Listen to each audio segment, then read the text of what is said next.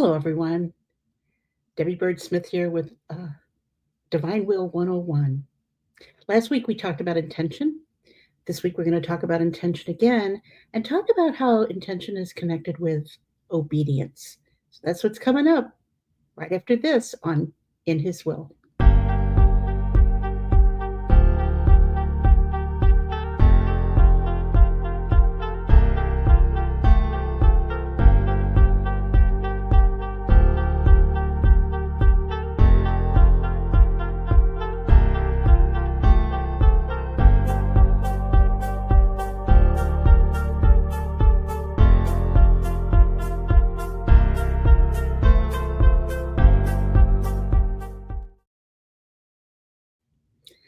So we're going to talk about intention because last week we spoke about intention and how important intention is in doing our acts. And this is so important that I think we're going to talk about this for several weeks because we have to get our intentions right. And sometimes we're not we're not always really honest with ourselves about our intention. Sometimes, we let our own likes, dislikes, um, wants, desires really influence what our intention is in everything that we do. But when we do our acts in the divine will, we have to do them with the intention of doing them in the divine will, in the will of Jesus. It's Jesus who's doing the acts. And so intention is very, very important. The intention of Jesus doing the acts, the divine will having the glory, the honor of doing the acts, not us. It's not about us. It's about Jesus. It's about the divine will. And it's written about many, many times in the book of heaven. And you can just look up, just Google intentions in the book of heaven, and you'll find that there's all kinds of readings that include talk about intentions. But tonight I'm just going to read one. It's from volume 4, September the 9th of 1901. And, this is one of the things that, we talk about a lot because a lot of times people will say, what happens if I don't remember to do my acts? Because it's really easy to do that, especially in the beginning. So we have to really consider intention. So Louisa starts, this morning my adorable Jesus was not coming. Then, while my mind was occupied with considering the mystery of the crowning of thorns, I remembered that other times as I was occupied with this mystery, the Lord had pleased to remove the crown of thorns from his head and drive it into mine. So I said in my interior, Lord, I am no longer worthy to suffer your thorns. And all of a sudden he came for just a little, and he told me, my daughter, when you suffer my own thorns, you relieve me, and in suffering them yourself, I feel completely free of these pains. When you humble yourself and believe yourself unworthy of suffering them, you repair for the sins of pride which are committed in the world. And I added, Lord, for as many drops as you shed, for as many thorns as you suffered, for as many wounds, so much glory do I intend to give you, for as much glory as all creatures should give you, if the sin of pride did not exist. And so many graces do I intend to ask of you for all creatures, so that this sin be destroyed. While saying this, I saw that Jesus contained the whole world within himself, like a machine containing objects inside. All creatures moved within him, and Jesus moved toward them, and it seemed that Jesus would receive the glory of my intention, and that creatures had returned to him in order to receive the good impetrated by me for them. I remained stupefied, and he, seeing my stupefaction, said, all this seems surprising, doesn't it? What you have done seems a trivial thing, yet it is not so. How much good could be done by repeating this intention, but is not. Having said this, he disappeared. So, one of the things that Jesus, I think, is telling us in speaking these words to Louisa was, you know, she was feeling her humility, her littleness, and she said, "I'm no longer worthy to suffer your thorns." She was often very, very critical of herself, and of course, she was in this very close relationship with Jesus, and she could see herself compared to him, his goodness, and saw herself coming up short. And many, many times, Jesus had to reassure her that she indeed was chosen. He knew what he was doing; it wasn't a mistake, and that he intended for her to be the little daughter of the divine will. She was the one. She was chosen. So she said, "In my interior, Lord, I'm no longer worthy to suffer your thorns." And he said, "When you suffer my thorns, you relieve me." And many times in the writings, Jesus will tell us when we suffer for whatever reason, it gives Jesus relief because Jesus continues to suffer for each and every one of us. We have to remember, and here we come back to this issue of time. I'm going to talk about time a lot because it's very important that we get our brains wrapped around this issue of time. Time does not exist for God. Time only exists for us. Everything, past, present, and future, is happening all at the same time before God. He sees everything all at once. Now, obviously, this is beyond anything we could ever comprehend. But one of the things that he's experiencing is his suffering, his passion, his crucifixion. It's always before God. The crucifixion is always, every moment, every second, every minute of the day is before God the Father. And the suffering is real. And Jesus says to us in the writings that one of the purposes of the divine will is to relieve the suffering of Jesus by carrying some of it ourselves, by joining him in his suffering, and that relieves him in his suffering. But he says, when you humble yourself and believe yourself unworthy of suffering them, you repair for the sins of pride which are committed in the world. So when we feel this humility, this, anything that we're feeling like, oh, I'm just not worthy of this. Why would God give me this gift? Why would I be one that was chosen for the divine will?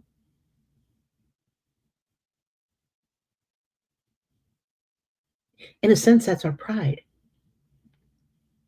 He said, as much glory as all creatures should give you if the sin of pride did not exist. That's what she said. Creatures should give you much glory if the sin of pride did not exist. And so many graces do I intend to ask of you for all creatures so that this sin be destroyed. She's saying that her intention in offering her gifts, this is one of her intentions, that graces would be given so that pride would be destroyed. And our acts given do that. Jesus takes those acts. He's done those acts in us. He takes them and he purifies souls with it. So where does this whole thing, how much good could be done by repeating this intention, but it's not? Living in the divine will it has a real effect.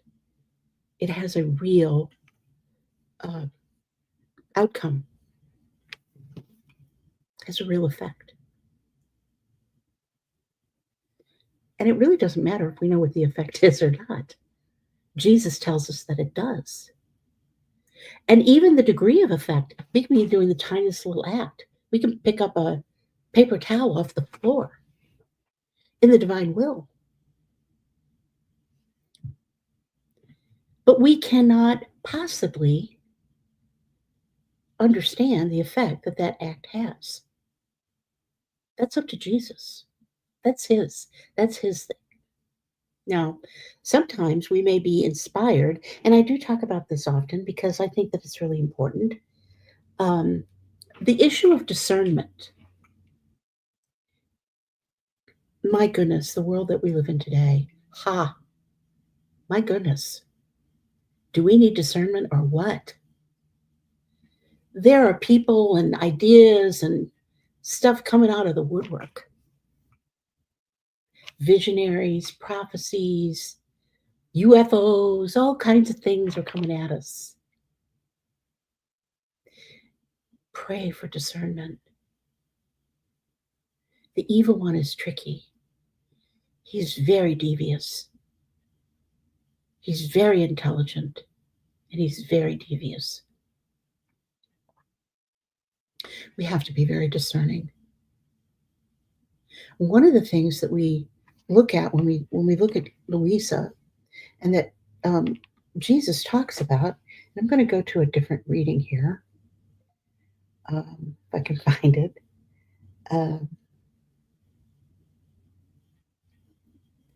One of the things that Jesus looks at in our intention is our obedience.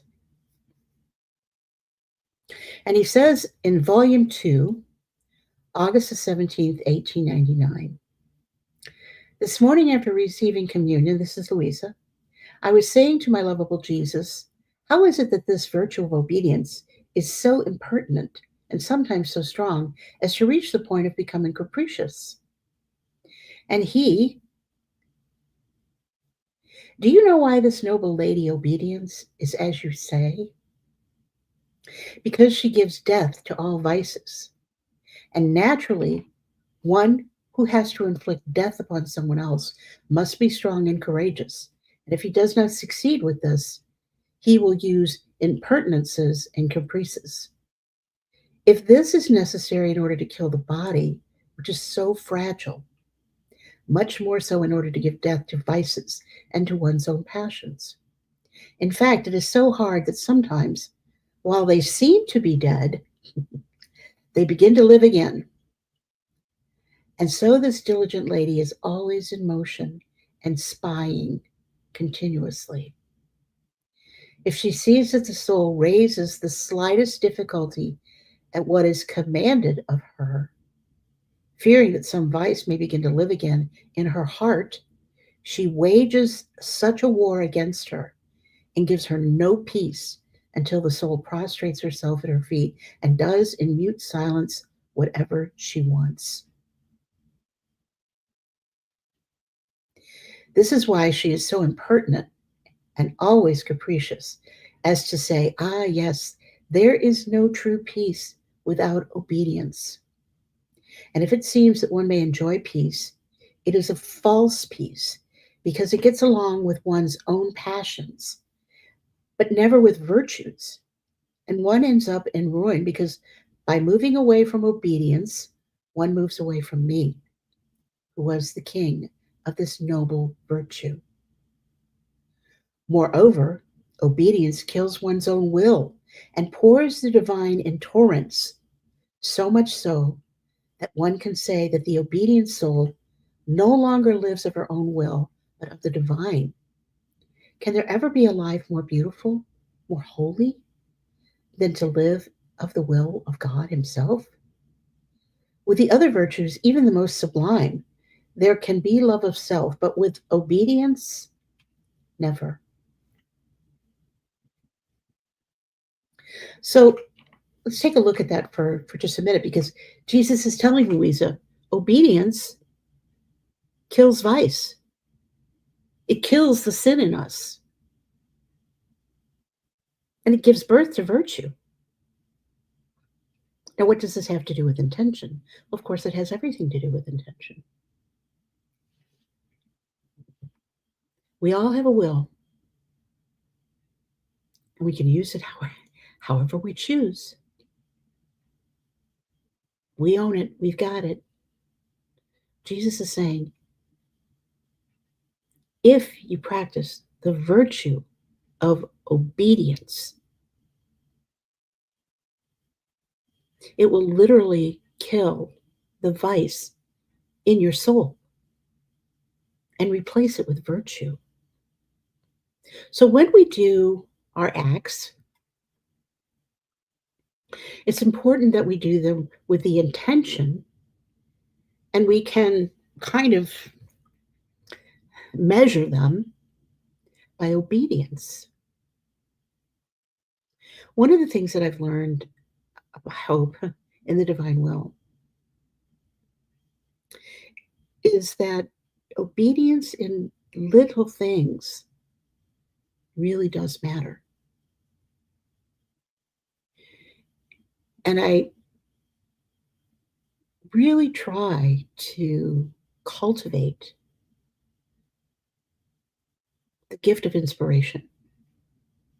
Now, all of us have inspirations. I don't know, sometimes maybe we pay more attention to it than other times, but we all have inspirations. I should call this person. I should text this person. I should go here. I should do this. I should clean out this. I should clean out this closet in this bedroom. We have no idea what's coming down the pike.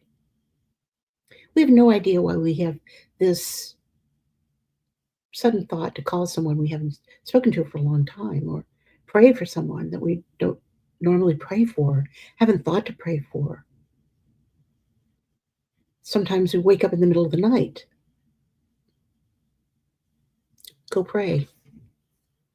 I believe when we wake up in the middle of the night, we're probably being prompted to get up and pray. Pray for what? There's so much you can pray for. Do you know how many drunks are on the road in the middle of the night? Do you know how many people are vulnerable in the middle of the night? Do you know how many homeless people are out there sleeping in the elements in the middle of the night?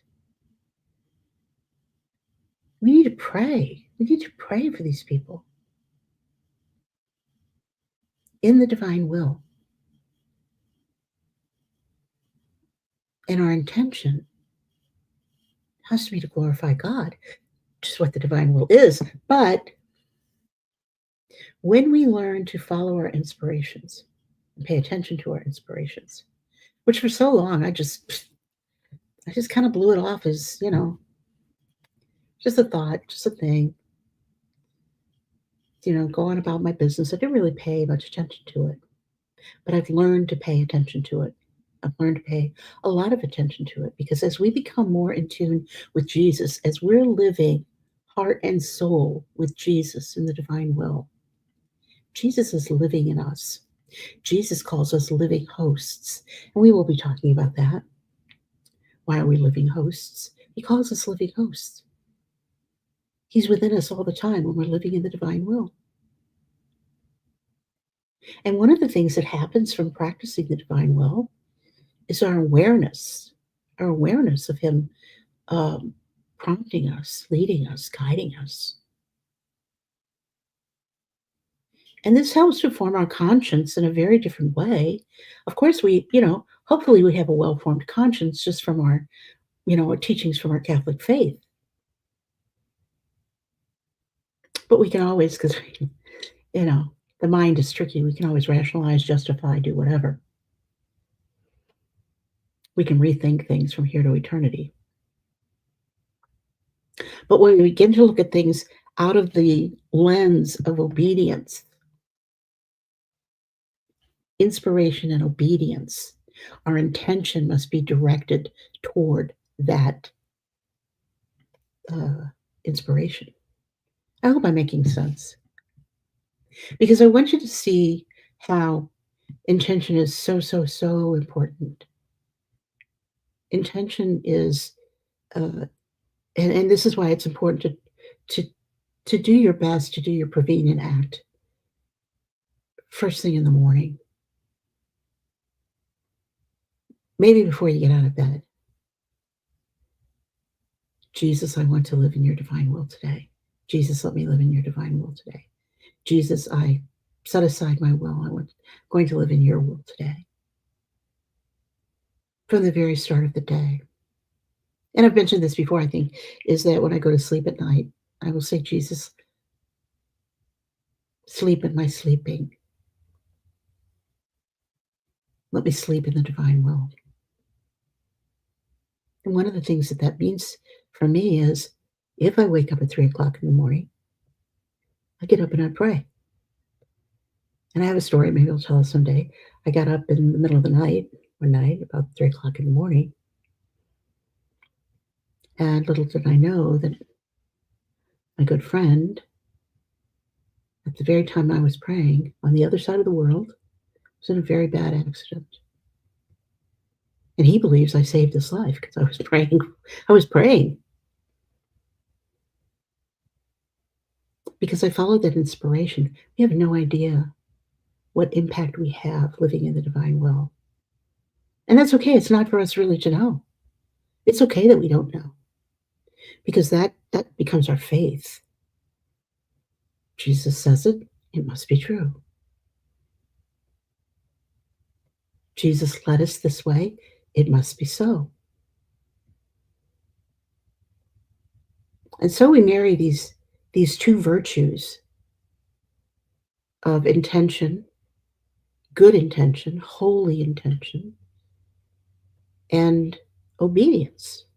And these two things together create heroic virtue, create virtue that is completely given over. We've completely given over ourselves to God.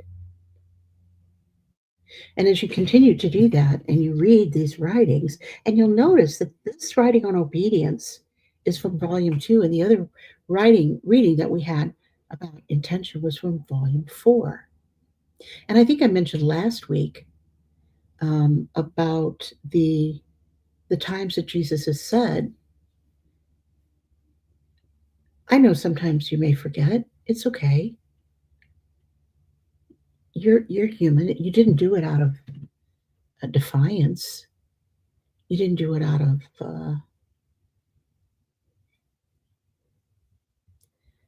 pure disobedience. Maybe you just forgot. Maybe you didn't say your prevenient act that morning. Maybe you're new to the divine will and you just don't think about it until you see the book or you read or you whatever. It just doesn't come to your mind because it's not part of your thinking and part of your action. That's okay. God is the divine will is very patient. Jesus is very patient with us. Very patient. And if you don't believe that he's patient, read the book because he was extremely patient with Louisa. And I kind of often kid, in a I hope in a respectful way, but I kind of kid about Louisa. She seems to always be whining. Lord, why did you leave me? Where have you been? What have you been doing? You left me all alone. How am I supposed to do this?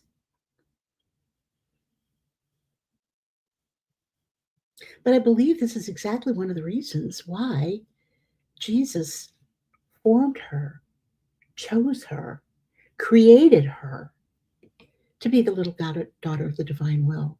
Do you know that God created you to be who you are? To be who you are. He had a plan for you before you ever existed.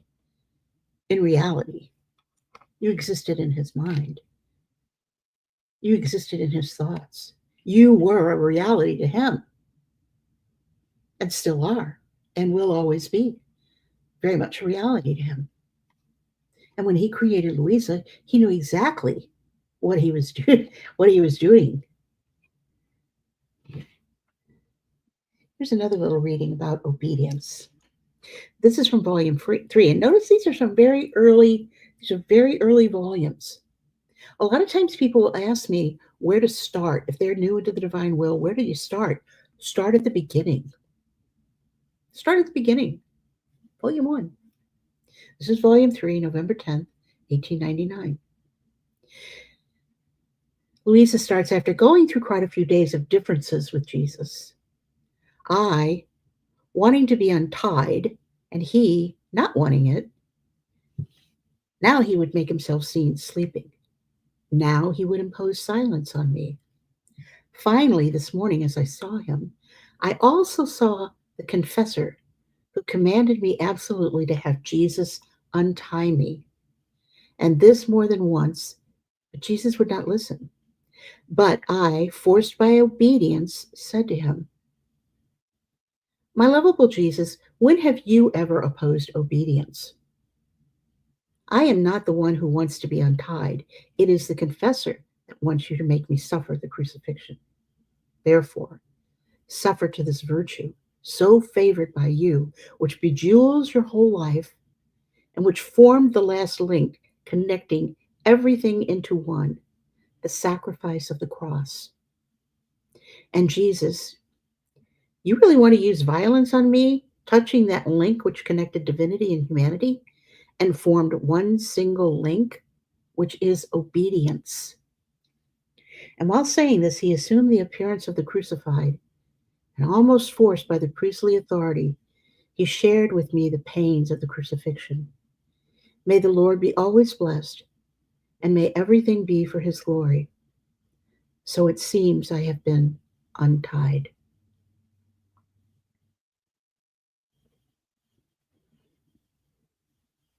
Louisa, Louisa often sparred with Jesus. And I really don't want this, okay? Really? Couldn't you pick somebody else? This is hard. This is too hard. Go pick on somebody else, Jesus. Wanting to be untied, and he not wanting it. So he'd make himself seen sleeping, and then he would impose silence on me.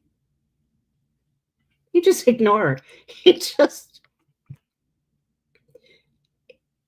let her sit with it. He didn't rush out and say, "Oh, Louisa, let me fix this. Let me explain this to you." No, he kept silent.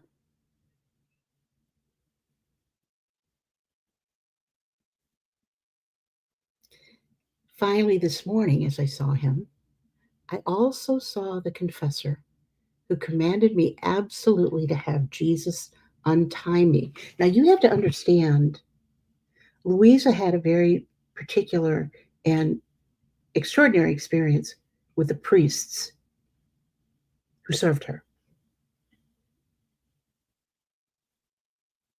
And Jesus had told her, not there was no negotiation. There was no doubt that when the confessor spoke to her, when her confessor spoke to her, it was Jesus speaking to her, and that she was to be absolutely obedient to whatever the confessor told her.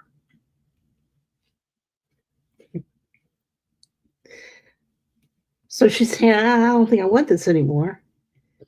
And wouldn't you know it, Jesus kept silence. Jesus didn't talk to her. Jesus was sleeping.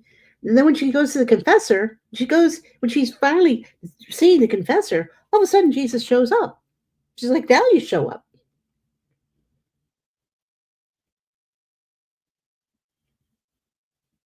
But the confessor commanded me absolutely to have Jesus untie me, and this more than once, but Jesus would not listen. But I, forced by obedience, said to him, my lovable Jesus, when have you ever opposed obedience? I'm not the one who wants to be untied. It's the confessor who wants you to make me suffer the crucifixion. It's his fault. Therefore, surrender to this virtue, so favored by you, which bejewels your whole life, and which formed the last link connecting everything into one, the sacrifice of the cross. Obedience, obedience is what ties us to Jesus.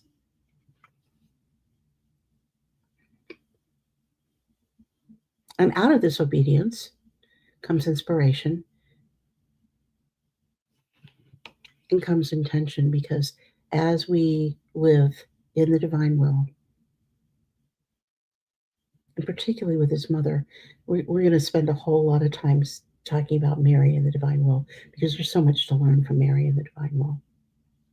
But this is how we're connected. This is what ties us. We can live in total disobedience. and we can live by our own intentions. What's it say? The road to hell is paved with good intentions. These intentions of the divine will are holy intentions. These are the intentions of Jesus. They're not the intentions of us. Because whatever it is that we do, wash a dish, walk the dog, go to work, drive to the grocery store, cook a meal, go see a sick neighbor, go to mass, say a rosary. These prayers all have to be, these acts need to be with the intention of fusing our will with the divine will, so that there's only one will. There's only one will. One will. My will and Jesus' will. We make one will.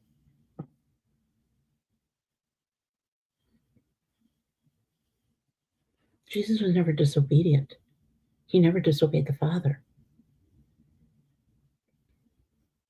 Disobedience is what disconnects us. So I hope that this is. Hi, Kim. Kim Hatch is here. Yay, Kim is here. She says, my own will is like wrestling with an alligator. Obedience becomes a struggle to the death, even in small matters. Isn't that true? And sometimes the small matters are harder than the big matters. I think sometimes it's the little things where we're more apt to be disobedient, because we think, oh, what does it really matter? It's not that big a deal. It's just a little lie. It's just a little lie to save someone's feelings. It's just a little lie to, keep from, creating an issue. What does it matter?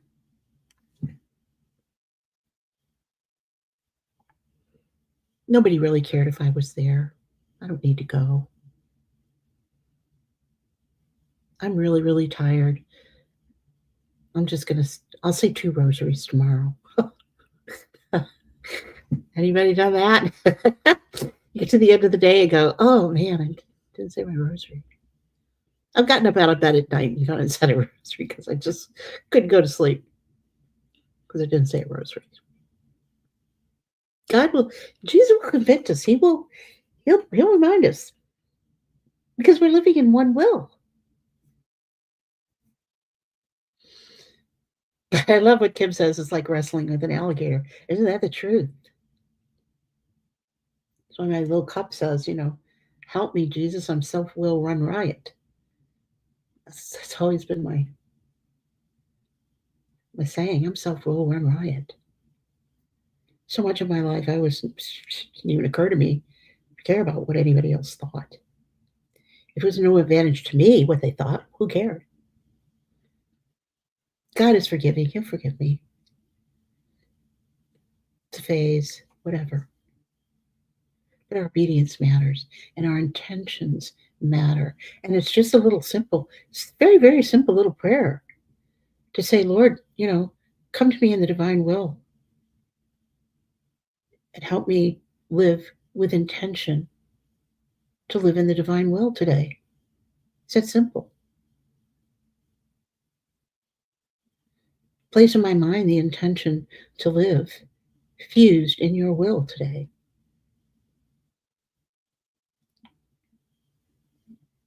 Set that as your intention when you pray the rosary. Believe me, Our Lady will help you. She will help you. She gives you so much strength. I know that this is true for me. She's given me so much support, so much help. Times that I feel like I was failing or, am I ever going to get this? God is so gracious to us. And our mama is saying, be patient. Be patient, Jesus. Be patient. She's trying. She's your little daughter. She's your little favored one.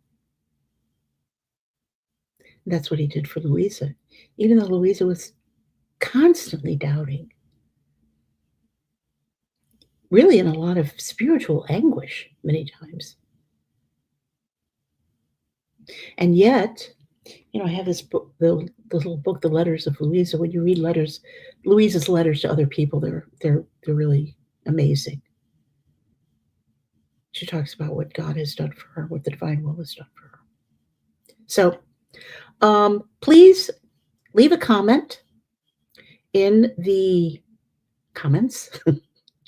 I think I told you last week, anything that you do, if you like the video, of course, if you subscribe to the channel, if you just like the video, if you leave a comment, this all goes into some mysterious technological something with YouTube. And so it goes into some algorithm that helps the videos pop up in the searches. So there may be people who are looking at the divine will or heard about the divine will, and Divine Will 101 may pop up for them. Certainly Divine Will videos will pop up for them. And of course, my email is in the description below. If you have any questions or, of course, want to make a comment or whatever, you can absolutely do so. Except send me an email or just write in the comments. I do read all the comments. I like to hear from you. And if there's something that you'd like to hear about, learn about, talk about, have experience with on the channel, please let me know what that is. I wanted to say Dawn is not here this week. And I don't know if she's going to be here next week either. But she's taking a little time off, so she's headed for warmer weather. I'm in Florida. I don't need to head for warmer weather. We enjoyed our month of cold. So yeah, just if you have any suggestions or anything, please don't hesitate.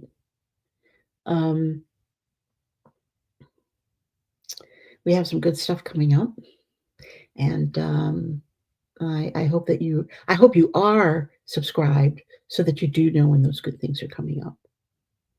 We have a couple of people. Sam Kadori, I think some of you have seen a couple of his videos. He's going to be with us soon. Dan Childs is going to be with us soon.